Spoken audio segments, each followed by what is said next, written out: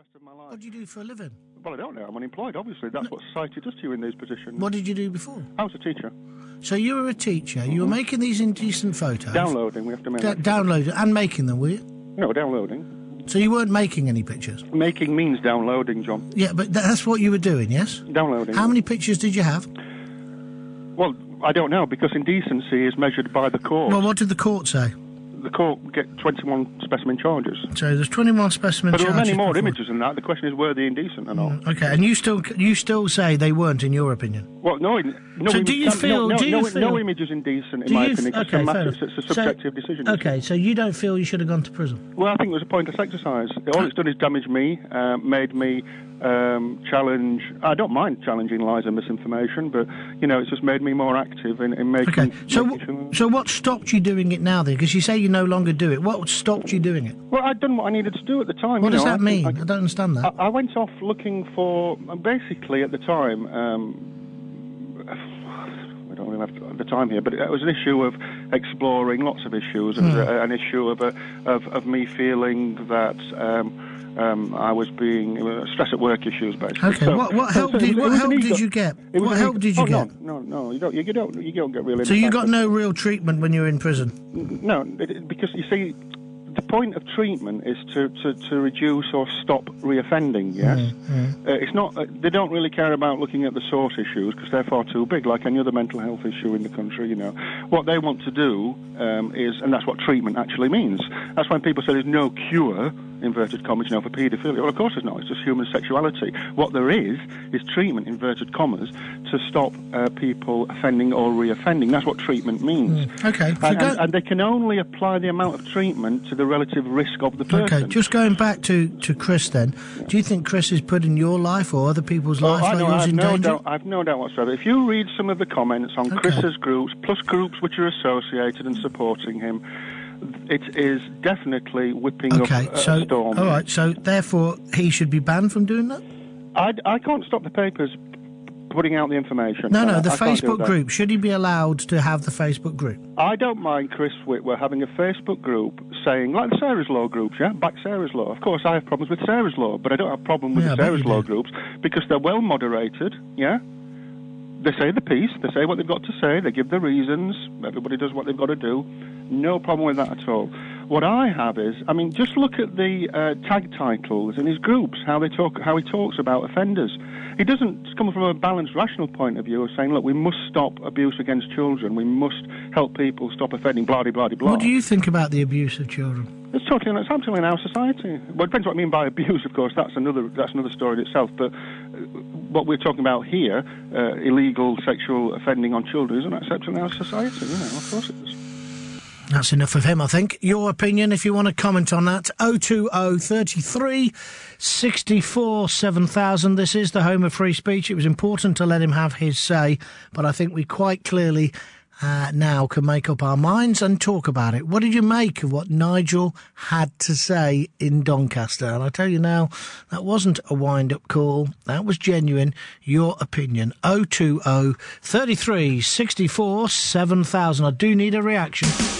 Sun Talk is live at suntalk.co.uk, in Spain on Spectrum FM and Bay Radio, plus 91 to 92 Power FM in the Canary Islands.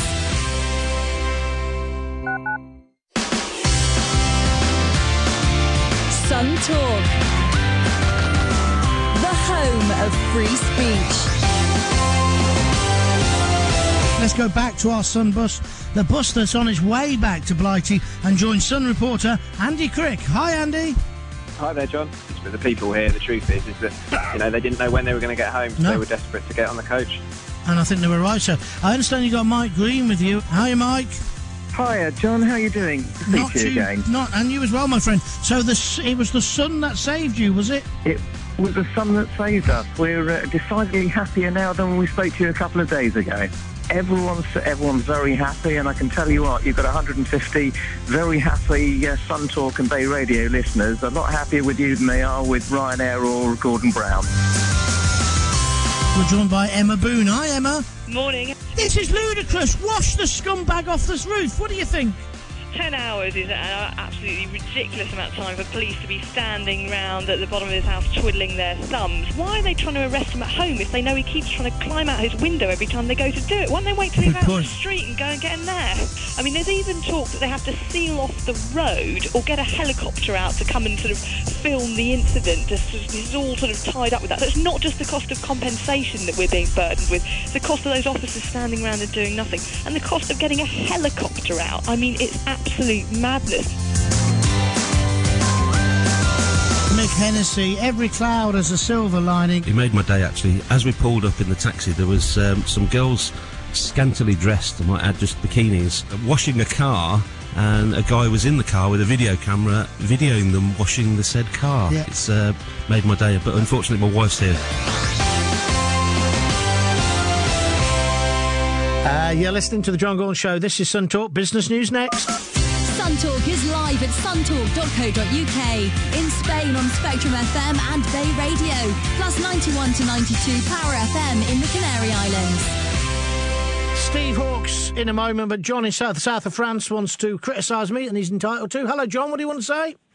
No, John, I'm not exactly criticising you, other than to say that I thought that at times like this, we really need to listen to both sides. Yeah. And I thought, I think the guy was on for quite a good go, but I thought the way you cut him off was a little bit naughty. Well, I think you're wrong. I think what I did there was showed him an immense tolerance, which is more than I would have done on... Let me finish. You asked a question. Yeah. I've allowed him to express what he said. In the end, what he was saying, he was justifying his abusive behaviour. He is a paedophile. He is convicted.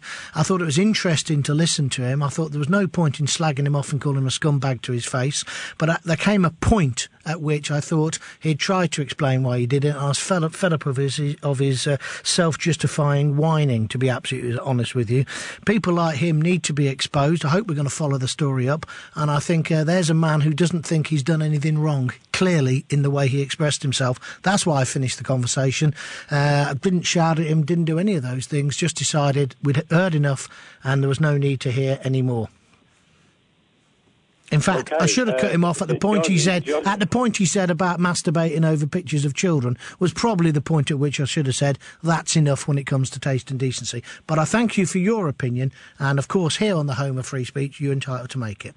All right, let's move on. Let's do some business news now, shall we? Follow that if you can, Stephen Hawkes. Good morning. Morning. Horrendous. What a morning. But look, you spoke to me. I think you've cut me off worse than you've cut him off, so don't worry about that. Yeah, you've never been found guilty and gone down for 15 months. I mean, the images must have been horrific. Of anything. Well said, my friend. Talk to me about Poundland. What's happening? Yeah, Poundland, basically, I don't know how you can move from that to Poundland, but it shows Poundland's gone for 200 million quid.